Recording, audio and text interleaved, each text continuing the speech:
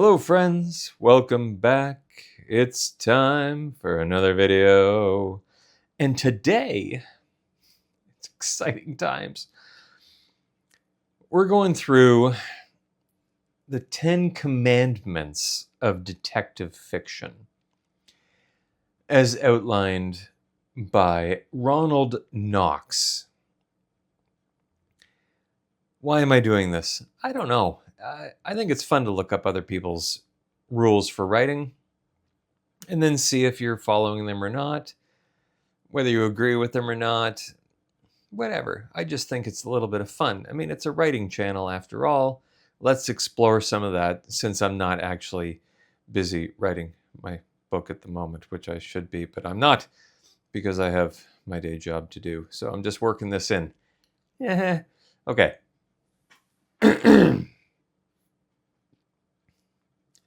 So Ronald Knox, he was a mystery writer, but he was also a Catholic priest.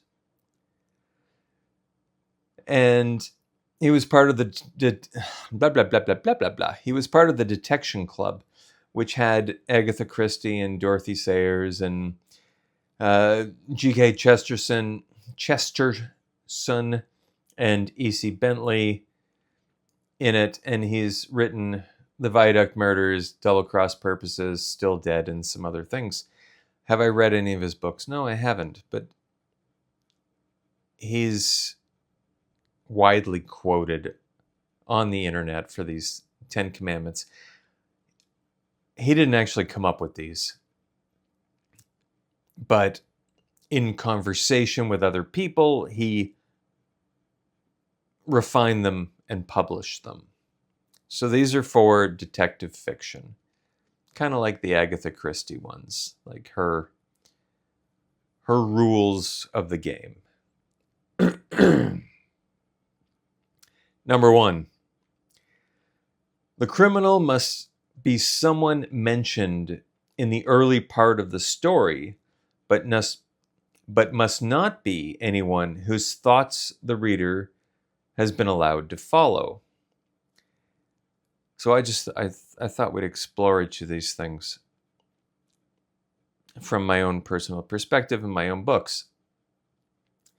So they have to have been mentioned. You can't just introduce someone at the end and go, it's a twist. It's this person that I just told you about. That doesn't work. Okay? That's not playing fair by the reader.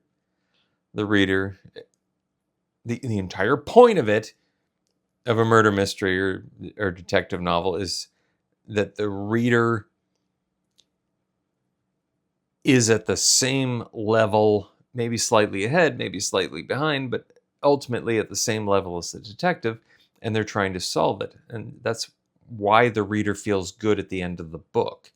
Not because the murder's solved, because they already know that that's the outcome, but because they themselves solved it. You can't just throw in a random person at the end and go, it's a twist. That is nonsense, and it's not playing fair. I agree with that rule. And whose thoughts the reader have not made? Okay. I don't give you access to anyone's thoughts, really, so, I win. Let's call that a 5th reason for not using interiority in my detective series.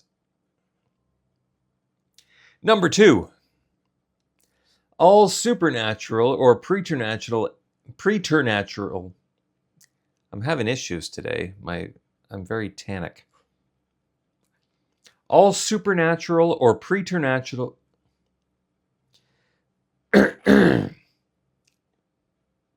Shall we start again? All supernatural or preternatural agencies are ruled out as a matter of course. Well, of course they are, because those aren't real.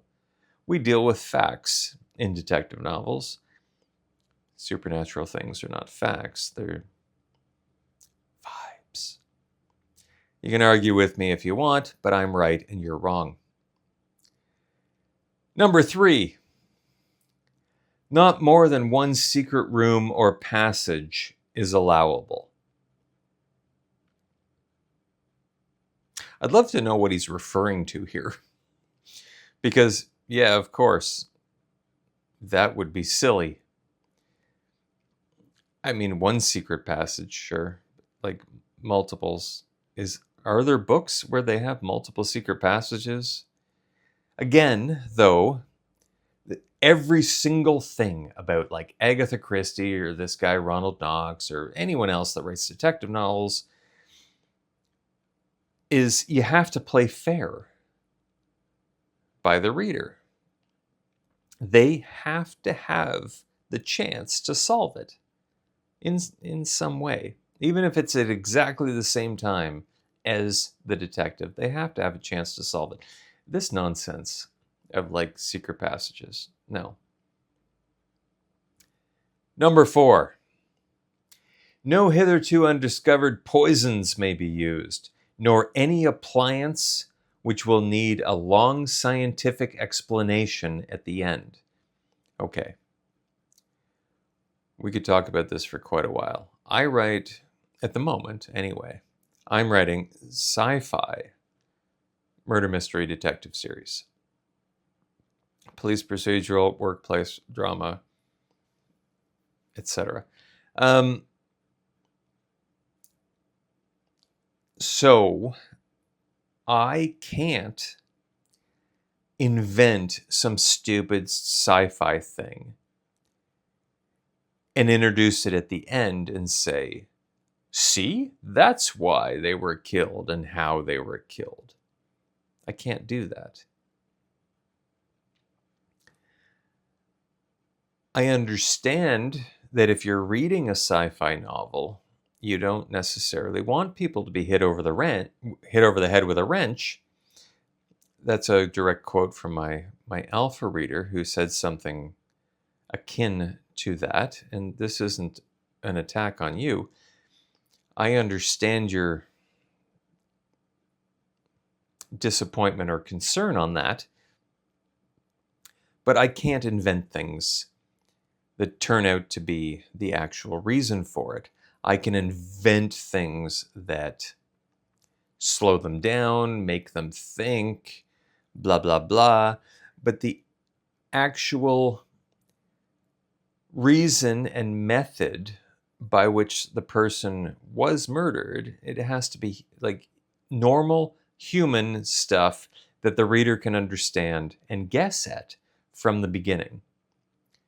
So I can't have like a quantum graviton screwdriver that, I don't know, breaks their heart in 17 hours or some nonsense. Like I can't do those things.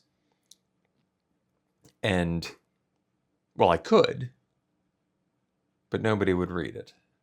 Well, they wouldn't read the next one. They'd read that one and they'd be like, there's no way that I could possibly guess at that friggin' nonsense that you just put in there. And they would not read anymore. So, sorry. There's no guns in my sci-fi either. There are a couple of projectile weapons, but they're not guns. So it's going to be basic. It's going to be human motivations, why they wanted the person killed. It's going to be person on person. It's not going to be neat sci-fi things that no one could possibly guess at. And that's what that 4th point is. Point 5, and like get ready for this. No Chinaman must figure into the story. This would have been written quite a long time ago. I have to assume that by Chinaman he means, or meant, a generic foreign enemy. That sounds safe, right? Generic foreign enemy. You can't just blame it on the foreigner. And that sounds perfectly viable. You know, it has to be real motivations, not just It's the bad guy who's always been the bad guy and will always be the bad guy because bad guy. Okay, so we don't do that. Fine. Number 6. No accident must ever help the detective, nor must he ever have an unaccountable intuition which proves to be right. Again, that's just playing fair. You have to play fair by the reader. You can't have the detective just go, oh, but blah, blah, blah, blah, blah. And now I have it all solved, because the reader could not have solved that along with you. Right? This is a puzzle, after all. It's not just a book. It's a puzzle that you're supposed to solve. So I agree with that. Do right by the reader. Play the game. Play by the rules of the game, which is treat the reader fairly. Number 7. The detective must not himself commit the crime. Again, this is the rules of the game. Because if the detective committed the crime, I think I said commit, and so the detective must not himself commit the crime. I think I said that. If the detective committed the crime, then he'd just be like spewing nonsense the whole book, and the reader would have absolutely no way of knowing. If, obviously, the detective is the main character, maybe you have access to his or her thoughts. It would all just be nonsense, and the reader wouldn't have the chance to solve the mystery of whodunit. So I agree with that, and it's still just playing fair by the reader. Number 8. The detective must not light on any clues which are not instantly produced for the inspection of the reader. It's the same friggin' thing. Playing fair.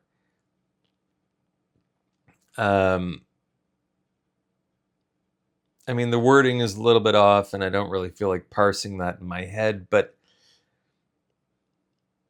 any clue as to the identity of the person must be available both to the detective and to the reader, and ideally, if you're doing it properly, to the reader first, and then the detective gets back to it, so that the reader can feel like they're a step ahead. I think. That's just me, maybe. Number 9. The stupid friend of the detective, the Watson, must not conceal any thoughts which pass through his mind. His intelligence must be slightly, but very slightly, below that of the average reader. Okay, so number 9's talking about holding the reader's hand, which is what the Watson character does. Come on. Here you go. I'll help you through this mystery. So they're saying, I think he's saying, don't dumb it down too much for the reader. Allow the reader to figure out for themselves what's going on, because they're murder mysteries, and it's actually intelligent people who are reading these. So just keep your Watson character, about even to where you think the reader would be at that point, or maybe slightly below, so the reader can feel a little bit better about where they are in the mystery. That's fine. I don't have a Watson character, really, so I don't have to worry about that. Number 10.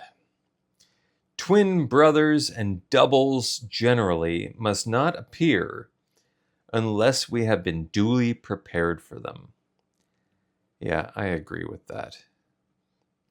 Like this guy killed that guy, and then it turns out that guy was actually the other one, and they swapped names and blah, blah, blah, and because one brother wanted the woman and whatever. Like, it's just, It's all nonsense and it's just made to confuse people.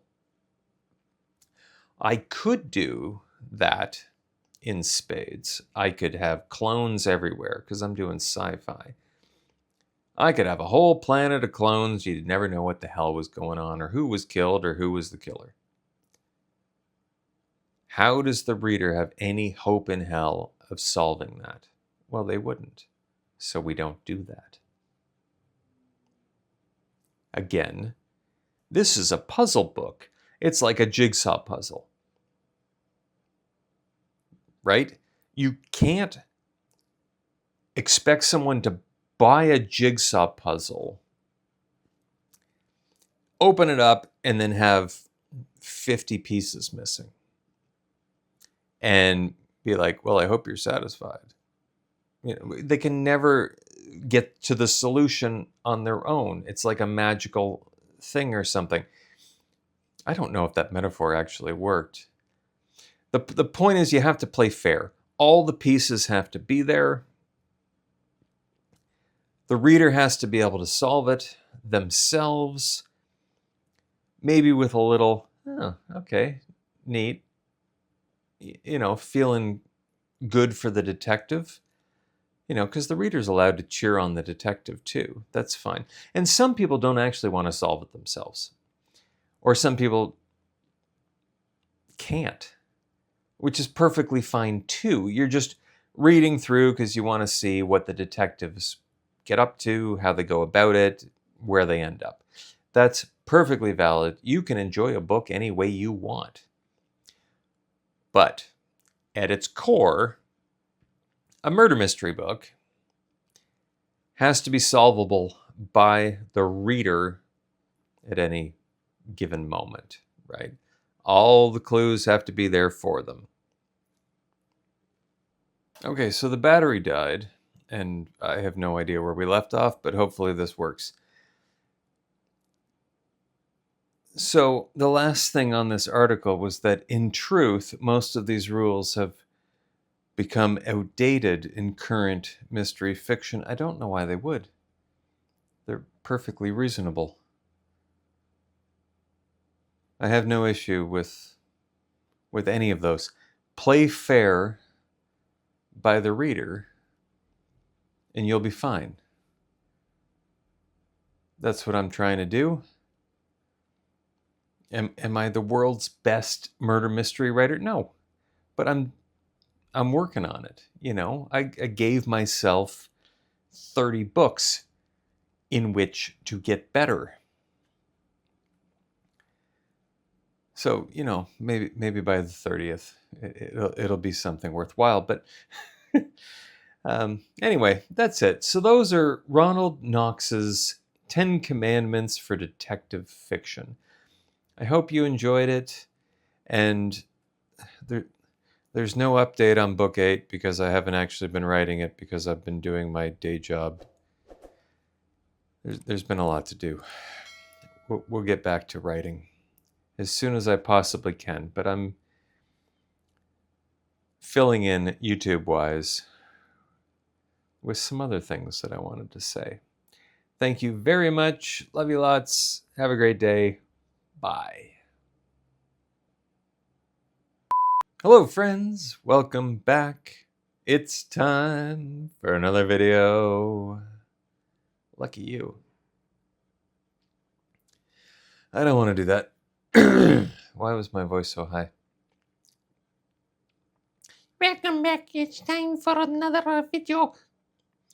Welcome back. It's time for another video. It's not a song I know. I'm just making it up as I go along. Okay.